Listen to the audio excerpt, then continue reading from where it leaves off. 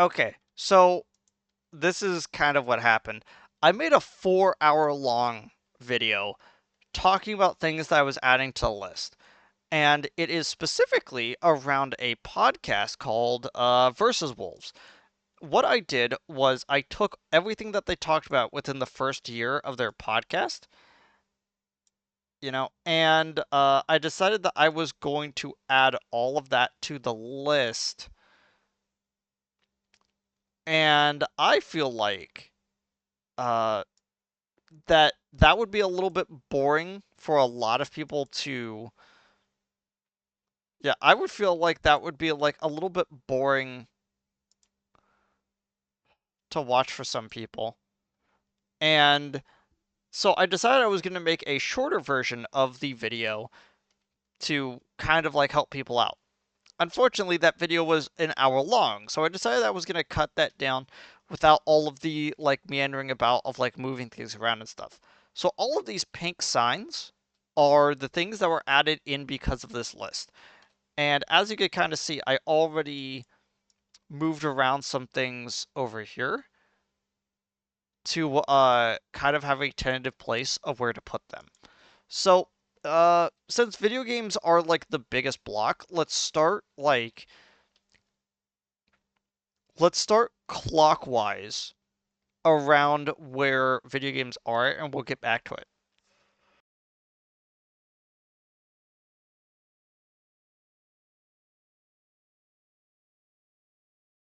Had to take a drink. Okay, so um, first thing that we're to talk about is how this sort of worked. Anything that I have in every so this is the color scheme that I currently have. Yellow is gold, white is silver, and orange is bronze, with brown being stone and green being platinum. And all of these pink ones are the new ones that I just put in. So if you see something that is not pink on any of these lists, it's because I either added them for like personal clarity of like how I was examining certain things, or things that came off the top of my head and I wanted to fill some spaces. Especially with video games, I literally just had like several lists. But I don't want to go into all of that again. I just want to talk about the stuff they added in just for Versus Wolves. Again, I'm not sure if I'm going to upload the 4 hour video and then just have that go up with this right be next to it, or have a link to the unlisted video of the 4 hour version to uh to check that out if you want. Because I'm not going to force people to sit down and watch a 4 hour long video talk of meandering about certain things and me being quiet while I contemplate it. So, going from the bottom, I have the Last of Us TV show, which if you I have post-apocalyptic, I might actually just move it to Western because I've mentioned this several times that The Last of Us as a game is a Western. Like as a game, I would probably put it in high silver, maybe into gold. And I've referred to it as like a pretty serviceable like 8 out of 10. And I've put The Last of Us Part 2 in stone. Famously, I've referred to it as a negative 2 out of 10.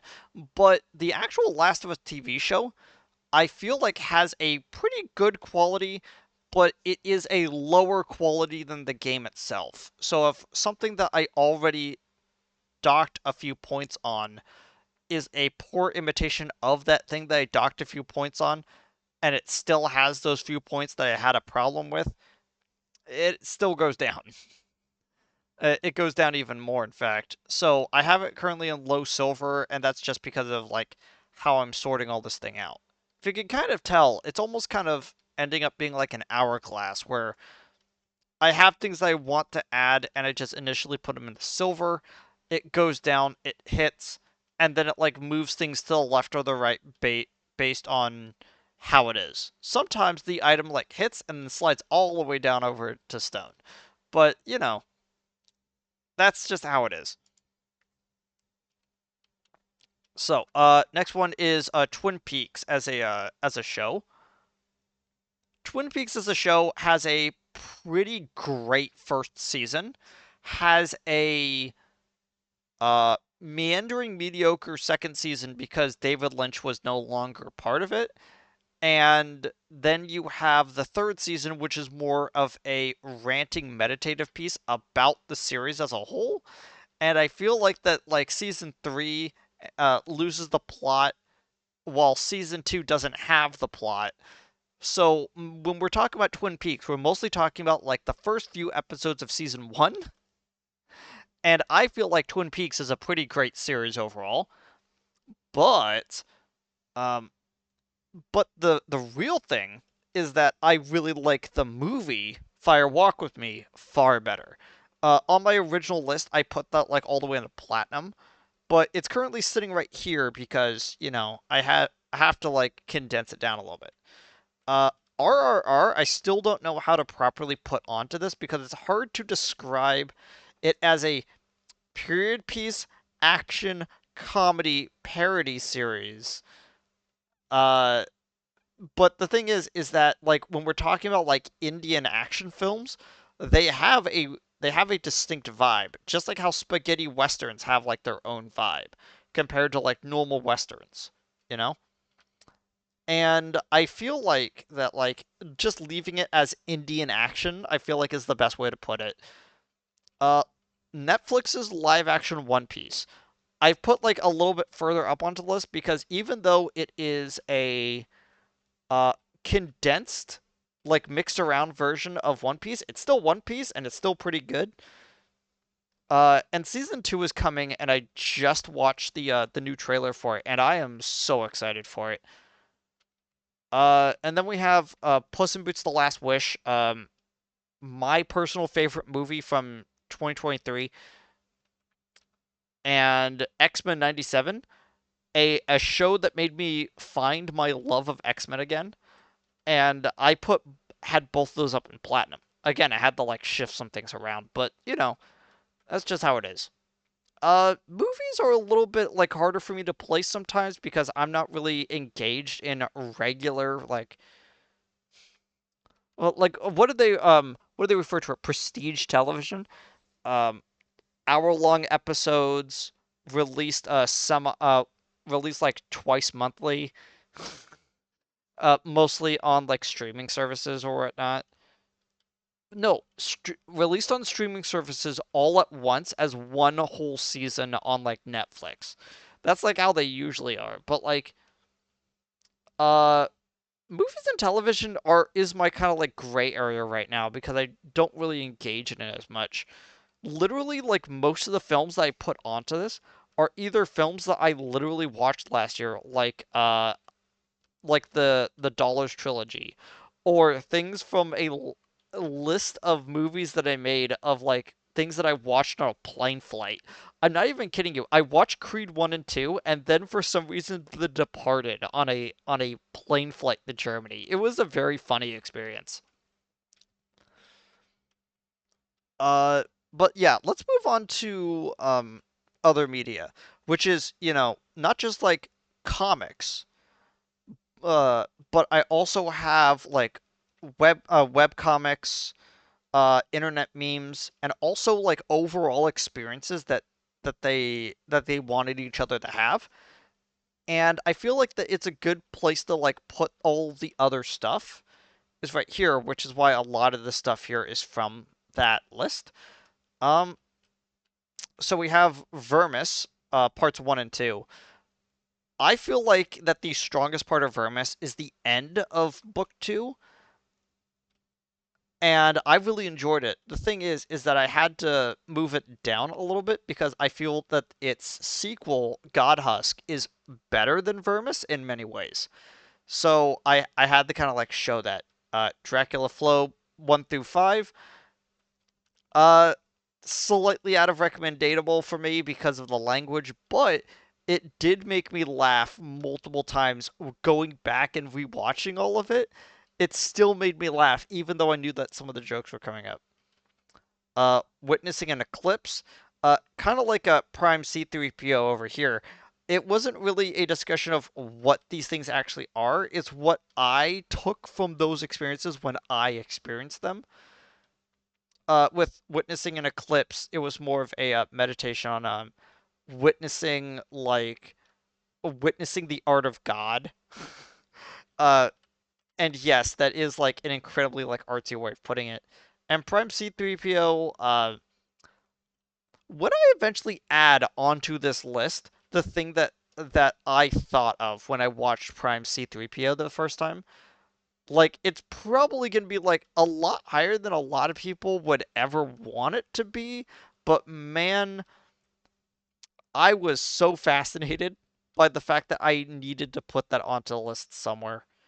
Um, Experiencing a new sport, just like participating in a fighting game, they moved closer towards the center because on the podcast this was listed as two things. Uh, Wooly had to pick up Brazilian Jiu-Jitsu, which is John's sport, and John had to pick up boxing, which is Wooly's sport, which eventually led to something that is on year two's list, which is getting into which is what I refer to as dueling your best friend. And it's I feel like that the culmination of starting both of those sports is the experience of dueling your friend in retrospect. So I pushed this both of them down a little bit because of my own personal experience with starting sports. Um, Not to go too much into it, I still have wrist problems from picking up tennis. So I kind of had a bad experience with picking up a new sport, which is the opposite of how they had it. So it moved a little bit further down. And even though it's pretty far down the list where it is, uh, the way that they worded this this one is a complete failure because it was missing a fighting game but tournament. But I feel like that the overall experience of participating in a fighting game tournament where you have the nerves, you enter it, and then you realize that you're not as prepared as you could have been, for me is the same sort of way, so I kind of placed it where I kind of felt with putting it. Uh who could solve the Death Note as a meme? I might actually just like really quickly just move it up right over here because the more I think about it, the more I just love the not just the meme of this, but also like what it takes to uh properly think about with it. Like as I talked about in the video, it's not just the image that it does. It's you contemplating like, yeah, how would the Scooby Doo gang solve uh solve the Death Note? Like how would they catch Kira? And something like why is it that the protagonist of Disco Elysium could catch Kira and solve the Death Note, but his lieutenant could not? It's like all of these like really funny aspects about it that every single time I think about it, like moves it up further up the list a little bit. Kill 6 billion demons. I need to put a few more webcomics into this to like round it out. But if I were to do that, it might, as some people put it, expose my power level of the type of webcomics I've read over the years.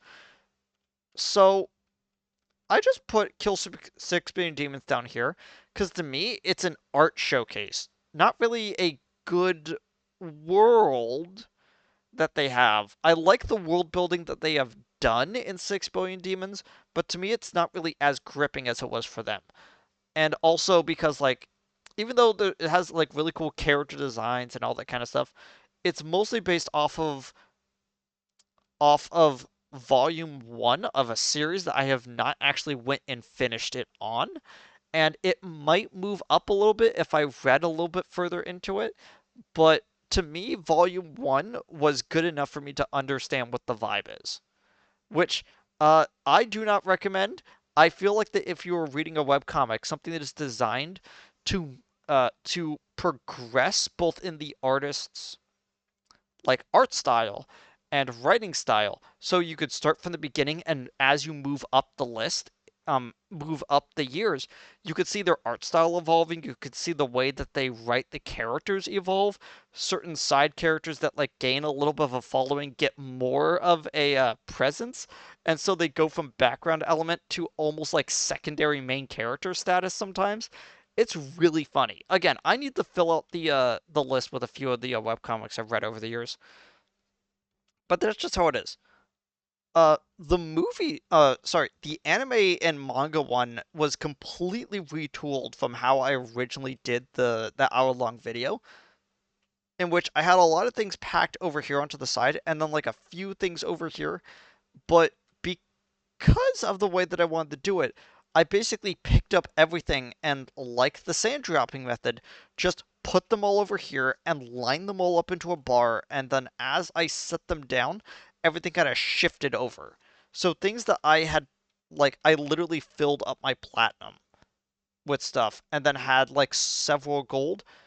I picked it up and some of those gold ended up in silver, but that's because haven't really I didn't really add a lot of things to this list that were bad.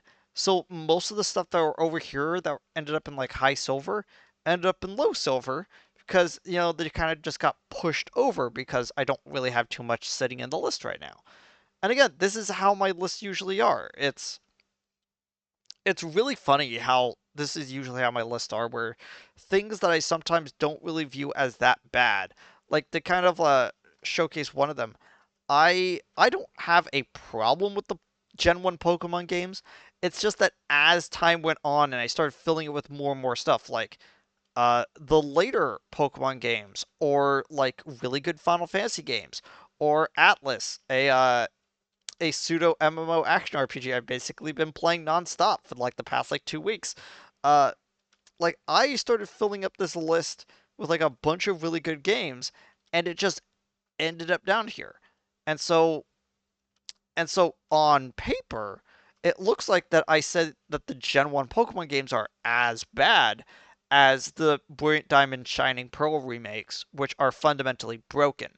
But, I still think that those are because that is based off of Pokemon Diamond and Pearl, an already flawed game that pales in comparison to Pokemon Platinum, my favorite Pokemon game of all time, which is a remake of those games. Well, not a remake, a part two, um, a updated version of the game, which has one of my favorite stories in all of Pokemon. And I kept fighting with myself to keep like Scarlet and Violet up here because it's my second favorite story in a Pokemon game. But, technical bugs and all that kind of stuff push it down the list. Again, like this is why my lists are always so fun because uh it really just goes to show that like, there are some things I really really value in experiences that can really define like how things move up and down the list. Like for instance, Sonic and the Secret Rings. I do not have a problem with Sonic and the Secret Rings like some people do, but at the end of the day, I had to tell myself like to me Sonic and the Secret Rings is a soundtrack. At the end of the day, I like this game a lot because of the music of this game, not really the gameplay or the story. I feel like both of those kind of fall apart, but me kind of sitting there and contextualizing this in my brain as I was filling out a lot of space on this list, it snapped for me and it went from being like borderline gold to all the way being down here. And again, that's just how things go out. Like one of the things I'm recently moved up the list, in fact, is I originally had Metroid Fusion a little bit further down, and then I realized that Metroid Fusion might actually be one of my favorite like Metroid games of all time. And every single time I think about it, I had to like move it up a little bit. I think the only one, yeah, it's actually like the furthest one up I have right now. Besides, is Metroid Fusion the only one on this list right now? Yeah, because Super Metroid is right there. And did I move down? Huh, weird. I wonder where it went. Uh, Metroid Prime 3 should be on this list somewhere. I just don't know where it is right now. But like to me, Metroid Fusion is around like Metroid Fusion and there it is, Metroid Prime 3. To me, they're like my favorite two parts of the series. The 2D platformer and 3D platformer. So, all of that. Now, let's actually talk about like this part. Okay, I had to take like a big swig of my drink to like help my throat out. And it's still a little bit crackly, but hey, we're gonna continue anyway. So, starting from the right and moving over on both the anime and video games list, we have Uzumaki the anime. I went over this in the video, but this and One Punch Man the anime have incredibly bad quality throughout. And the only reason why this one is a little bit higher is because they at least had a really fantastic first season that was very good quality. The problem is that season 2 is mediocre and season 3 is abysmal. It was like the worst thing I experienced last year when it comes to anime. Uzumaki has less episodes, but it's from an even better source, which is the works of Junji Ito, and it falls apart. It's kind of like why I have the Berserk animes right here is because I kind of like lump them all together. So it's not just like the Golden Age like anime movies. It's also the like really badly rendered 3D anime of the beginning of the manga that's also right here. And I kind of have it further down the list as a representative of everything I don't like about Berserk. I would probably put like the actual full manga and the way it's like drawn right up here, because there are some like really good parts, the and the Berserker armor fight is immaculate. And you could definitely see how all of Dark Souls as a game genre spawned from that one fight scene. But, you know, to me, that's where the Berserk anime currently sits. I need to actually finish the Berserk manga as a whole, and I would be able to, like, properly place it, for me personally. So I just, like, set that right there as, like, a showcase of that. So, back to Uzumaki. They had one really good episode, and they did that as a showcase that they could have done it. It's just that they literally ran out of time and budget. So they put all of their energy into finishing the first episode as good as they can to showcase that they could have done this series justice. And I feel like that's even like a harder pain in the heart because if they were given the time to do the rest of it, Uzumaki as an anime would definitely be in platinum. Like to me like it would be like borderline platinum deep in the gold. And the fact that they just did not have the resources to finish it is heartbreaking to me. Uh I think I might also put the Junji Ito Netflix anime also down here in stone, but that's for later. Because that one also had pretty bad quality. Like geez. Cyber 6, the TV show.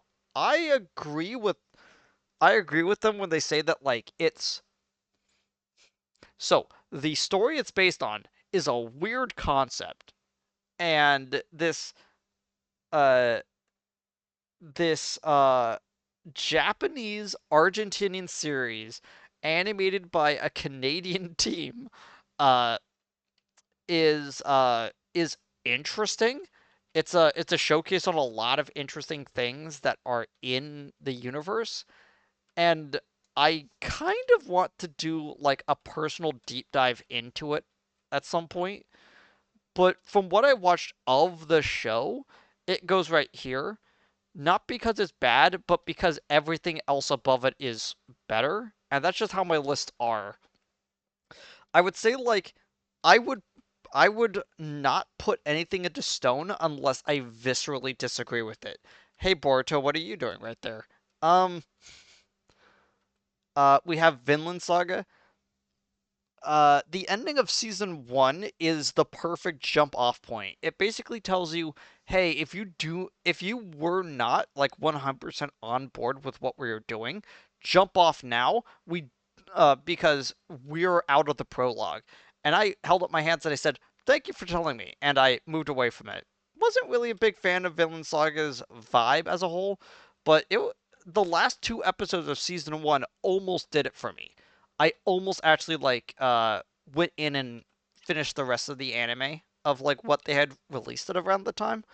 So it was worth it to get through season one to hit the last two episodes, I would say. But I just wasn't gelling with the vibe. Uh, uh, Historical fiction to me, every once in a while is pretty good, but not every time. It doesn't hit every time, you know? Uh, Berserk the anime, I already mentioned it.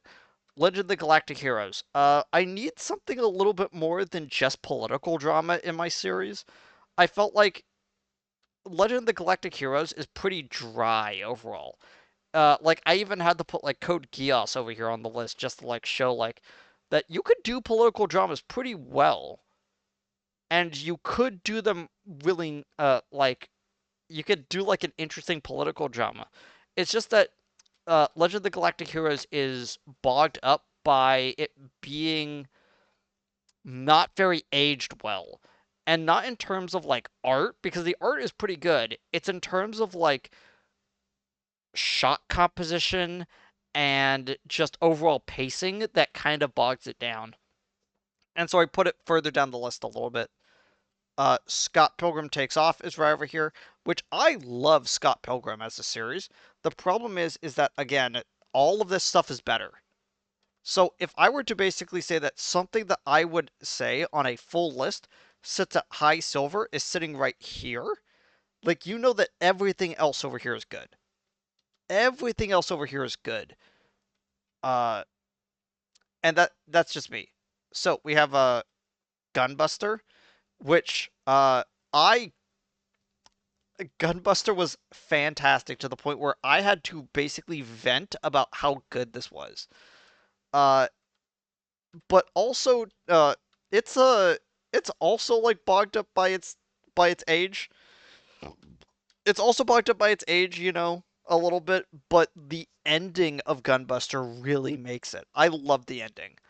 Hunter x Hunter, never really enjoyed Hunter x Hunter as much, but it is such an interesting thing that like I would say that it and Gunbuster swapped several places a few times. Uh you know what? Uh Yeah, this happened several times when I was organizing the list. Gunbuster and Hunter x Hunter for me sit on this line of which one do I actually like more? I really like Gunbuster. Hunter x Hunter is a series that I enjoy, kind of on like like 1,000 foot level. I enjoy Hunter x Hunter, but it's also something that I need to preference. The reason why it's a little bit further down is something that I need to kind of pull up year two with. So in year two, they review York New City, and I think they're going to review the Chimera Ant arc at some point.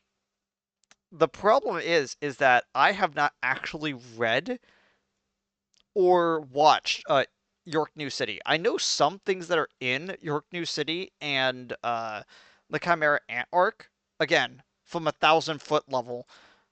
The problem is that I haven't really like observed the whole series.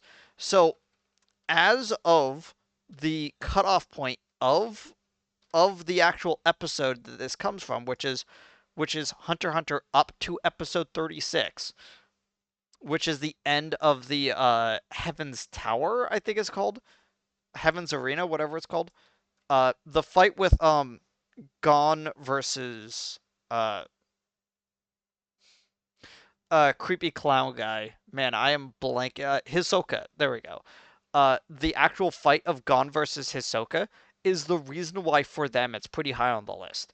And everything from there apparently is golden quality. And I kind of like nod my head and go like, sure, okay, I kind of get onto that. Again, everything from Scott Pilgrim Takes Off onwards is something I would either put into main gold or high silver. So like everything is just like slanted over a little bit. Um, the One Piece anime, which they quickly brought up as like a one-off thing. I think that the quality of One Piece anime has certainly like gone up, but there are some pretty bad filler that is in the middle of episodes. Like famously, there is an episode of One Piece's anime which has the same problem that Bleach has, in which there is an episode of Bleach that I stopped watching Bleach entirely as an anime because there is an episode, just one episode that starts with the next episode's recap. So you could skip that whole episode and just go like that. The recap of the next episode covers everything that is in that episode with no alterations because most of that episode is all flashbacks to previous things. I just I just quit it at that point. Okay, so the One Piece anime definitely has had a boost in quality, but it's nowhere close to the actual manga of One Piece, you know? And that's something I put a lot higher onto the list because I feel like that the actual like story of One Piece as a whole is pretty good, but the anime has some problems with it, especially when you're going through Dressrosa and Whole Cake as arcs. It's just like bogged down by low quality animation. Jujutsu Kaisen recently got its season 3, and even from like the first two episodes of season 3, it's moving up the list. I fundamentally love Jujutsu Kaisen now, and I was a hater before. Like it took until the podcast for me to actually sit down and watch it. And it's why I value the podcast so much is because it forces me to sit down with the experiences to figure out where they are on this list. They also talked about Chainsaw Man for a little bit. I love Chainsaw Man as a series. If I were to put the most recent movie, I think that with the recent movie, Chainsaw Man probably moves up the list a little bit. If we're taking the entirety of Chainsaw Man as a like anime into account, I would move it further up the list because I think that the movie elevated the stuff that was in that arc. And now that we have hit half an hour already, Jesus. Yeah, jeez. Um, let's actually talk about the video games as fast as I possibly can. So, Silent Hill Ascension. It is barely a video game. It is more of an interactive movie as I have listed it right here. It is not very good. Also, if you look up the stuff that is archived, you will see a bunch of like uh you will see a bunch of famously, there's a moment where a character opens a door and a creative character is standing there going, hello. And they give them a thing. And the character basically just ruins the scene because they made the character as dumb looking as possible as a joke to ruin the moment. And the fact that, like, all of that is still in, like, the archived version of Silent Hill Ascension showcases the problem that Silent Hill Ascension had, where like week to week they would change up the where the story was going based off of audience feedback. And because the only people that were staying on to it after episode 1 are people that were looking at it as a joke, not wanting to take it seriously. The archive version of Silent Hill Ascension now is just mental white noise, which is why on their list it's sitting in the silent abyss, and it definitely, or like near to the silent abyss, and it is definitely warranted. Omicron the Nomad Soul, it's a pretty poorly made game. Definitely like the worst game ever made by David Cage. Not in terms of writing, but in terms of gameplay. Man, is this a horrible game to actually sit down and play. Let's go through all of these. So, Tekken 8 is a fighting game. Every single time I look at it, it goes down the list. The reason why Tekken 8 is so good though is the final moment of the story mode. The final moment of the story mode stops it from actually going into bronze.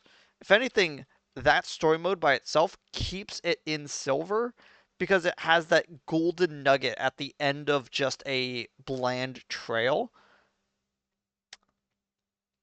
Also, the game has some great character designs. Um, Miss Jacket is one of my new favorite fighting characters, like from uh that has been introduced in the fighting games in the most recent years. I just love her vibe. Sparking Zero is a fun arena fighter, but overall more if a it's more of a like what if scenario to basically just throw ideas into. It's not really that fun of a fighting game, but conceptually it's pretty good. Same thing with Police Knots. I feel like that a lot of what they were trying to do with the story is Kojima almost getting there. You know, like it doesn't have Kojima isms just yet. It has a lot of Kojima DNA in it though. But at the end of the day, it is half visual novel, half uh gallery shooter, which was kind of hard for me to kind of place onto this list. In fact, on Google, it listed this game as an interactive movie, and I'm like, not fully. I would more say that Silent Hill Ascension is an interactive movie, but you know, Final Fantasy 16. Um, have a lot of problems with it as time has gone on, and if you want to know what my personal opinions is, I feel like that the actual character of Clive in Final Fantasy 16 is just the character Verso from Clear Obscure Expedition 33, but just written well in Clear Obscure. Um, I feel like that a lot, not the actual storyline, but like the vibe and the way he is, and you know, voiced by Ben Starr. I feel like that everything that they wanted this character's vibe to have is far better in another role that the same voice actor did over here. And a lot of the cool things I really liked about Final Fantasy 16 keep chipping away to the point where I can now like confidently say this game overstays its welcome and should have ended like 5 hours earlier than it did. Which is why, like, I put like The Last of Us Part Two down in stone for the same reason, where it's down in stone because it's a poorly thought of story that then overstays its welcome. This one is a good to mediocre story that overstays its welcome. Uh, this is not your house. It's a neat visual novel, but I didn't really get as much out of it as John did. Street Fighter 6. I wish Street Fighter 6 was better. It is kind of overall a so-so experience. It's never really going to be as good as the other like as Street Fighter 3, but man, what really will actually like overset Street Fighter 3 as an experience? Hi-Fi Rush. I go over in the like in the main video, but Hi-Fi Rush as a game is one level. And that one level, which I'm gonna say the name of the song that plays in that level, which is Invaders Must Die by the Prodigy. If you know which scene I'm talking about, uh, that whole level going from the start of the fight where the music starts kicking in to the end of Rogue for its boss fight is for me Hi-Fi Rush condensed. If if I were to have um I would kind of look at that whole game as a microcosm of just that section. There's a lot of really fun comedy to this game that I feel like I fundamentally love this game. The problem is that like is to me that scene is so good that I can kind of look at it and I start chipping away different parts of the game and go like just go let me keep this one level and I could be fine with the whole game. And when I do that about a like 40 50 hour experience game and I boil it down to about like 2 hours in total, it kind of goes down the list a little bit for me. Fear and Hunger, specifically on Terror and Starvation difficulty to get the whole experience of the game, is a slog. I have put Fear and Hunger 2 Termina like all the way up on the borderline of Platinum because of how much I love Termina more than Fear and Hunger 1. Fear and Hunger 1 has slowly moved down the list from gold in deep in the silver just because I feel like the game creator didn't like understood what the assignment was.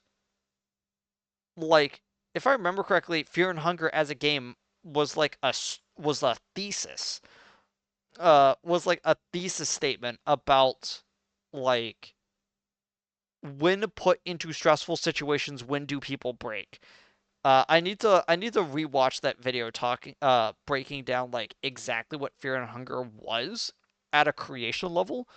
But you know, Fear and Hunger 1 is solid. It's a solid experience. I just feel like that you have to do a lot to get one of the better endings.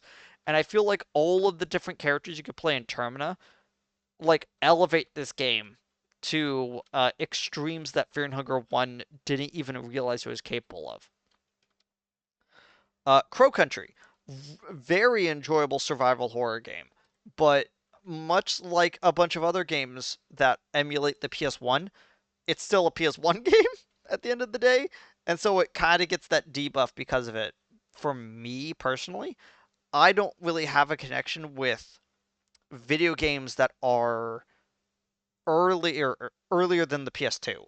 So for like the PS2, the GameCube, everything onwards, I have an actual like physical memory of. Anything before that, before the N64, and all of that kind of stuff, from like N64, GameCube, Dreamcast, PS2 onwards, I have actual memory of. Everything else before that, I don't really have it. So like a lot of older games are gonna just move down the list because I don't have a physical memory of it. So having a PS1 survival horror game, it's fun. It was campy. I really enjoyed it, but I do not have the emotional connection to Silent Hill 1, to Resident Evil 1 to have the same sort of vibe that this one has. In fact, like I put where is it? Silent Hill 1 is like way over here. If I were to put Resident Evil 1, I would probably put on like the same tier as it. Uh with like the only real game in uh, in Resident Evil I would actually put out into gold is for me the Resident Evil 2 remake. Like not even like Resident Evil 4 I would actually put high onto the list because that's not really my vibe of types of games. But there was something about the Resident Evil 2 remake that I really enjoyed. It's the only game out of the entire series I actually own a copy of. Like that's the amount that I actually really like that game. Elden Ring, I went into it a lot in the hour. I think it was more of like hour and a half to 2 hour version of the video. Elden Ring as a whole, um, I don't like as much as the rest of the Souls games. And considering that like a game that I have over here in Platinum is Bloodborne could probably tell what I feel about like Elden Ring as a whole. The Silent Hill 2 remake I enjoyed a lot more than I thought I was going to, but it's nowhere near actual Silent Hill 2. Which where did I put Silent Hill 2? I definitely know it's not in that it's not in gold. Sorry, I know that it's in gold. Oh, there it is. Silent Hill 2. It's a pretty good experience overall. It's my favorite. It is my second favorite. Weird that I say it's my second favorite Silent Hill game, but the other Silent Hill game that I really enjoyed is Silent Hill for the Room, and it's over here in silver. Gonna have to think about that a little bit more. Um, Nightmare Cart. It's a serviceable game, but it's at the end of the day, it is a meme made real, and it could only be so good. You know, it's not a complete experience because it's a solo dev making it out of sheer passion, and it's at least commendable. Slay the Princess as a visual novel.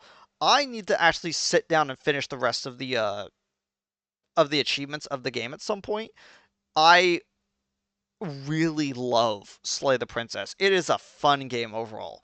Balatro as a card game. Uh, I need to sit down and I play more of it. Uh, One of the only times I've ever modded a video game is Balatro to add in the Pokemon card packs to turn all the Jokers into Pokemon. So now type advantage is like thrown into the works of the game, and it was a really fun experience. But Balatro as a whole is basically a game that to me is a mobile game. It is a game that I still have downloaded onto my phone. It's just a to me it's a casual experience that I can play while on break at work. And it's not really like too revolutionary, you know? Earthbound Mother 2, uh it is a fun serviceable experience. Again, it's before the N64, so I don't have this like emotional tie to it. And it's also not as good as where did I put the other game? 1 second.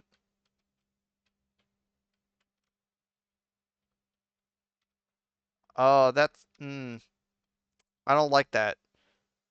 I don't like the thought that I might have accidentally deleted it. Uh, because I definitely wanted to keep it on the list to kind of like showcase it, but I don't really like Mother 2 as much as I like Mother 1. Sorry, as Mother 3. I probably again I put like Mother 3 right here, Mother 2 right here, and then Mother 1 probably like right here past Gold, because it is a bit of a grindy experience with that one, and the story of 3 is fantastic. Um, and it is better than Earthbound in many ways, and I'm still kind of sad it never came to America. Inscription, the strategy deck building game, I fundamentally enjoy the game to the point where I was doing like a whole series on my channel about like breaking down how much I love the story. It's just that computer problems really started when I was trying to edit that video and I lost a lot of footage. So if I wanted to finish the series, I would have to actually restart the game from like ground zero. And I'm like, Baldur's Gate 3, I fundamentally love everything that Baldur's Gate 3 does, and I need to actually sit down and play a Dark Urge playthrough like John did. And I feel like that one of the best ways to experience Baldur's Gate 3 is to play the default characters so that they have backstories that add into it, but it's also a D&D game that you could play with your friends that has a pre-built campaign. And that by itself is commendable and I love it.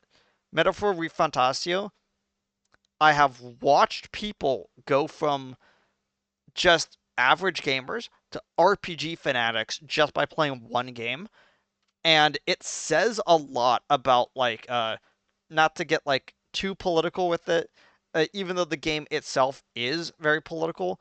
it says a lot about the voices of the unheard, and it's neat. I love everything that this world building does, and it is also notable for the only game that gives Esperanto any amount of daylight. If you watch the 4 hour long video, which I thankfully made it so that this video is less than an hour, um, I sat there looking at the entry for mouthwashing and I went quiet for a very long point of time with it. The game deserves to be sitting up here in my platinum, and I said in my full review of mouthwashing, people in several years are going to look back at mouthwashing and view it as one of the great pieces of feminist literature, and I don't think people have caught on too much about it. There are some people that have made videos on YouTube about how it's a bad game because it's feminist literature, but I still think that the things that mouthwashing wants to talk about are important and is fundamentally a great psychological horror game overall if you want to kind of avoid the feminism part of it. I think that I think mouthwashing is one of the few horror games, not including Bloodborne. It's more horror themed than actual horror, which is why it's secondary on the on its like titles, but like on its genres. But like mouthwashing as a whole is the only like psychological horror game I would recommend. I recently recommended a psychological horror movie that I need to actually put onto the list over there, which I'm probably going to do after I finish recording this. But man, I had a lot to say about mouthwashing, and most of it was pure silence. Out of just like a ghast like amazement of how good this game is. Anyway, my throat's killing me right now. It's now like 3 in the morning. I have to get to sleep. So I will see all of y'all next time. Goodbye, everybody.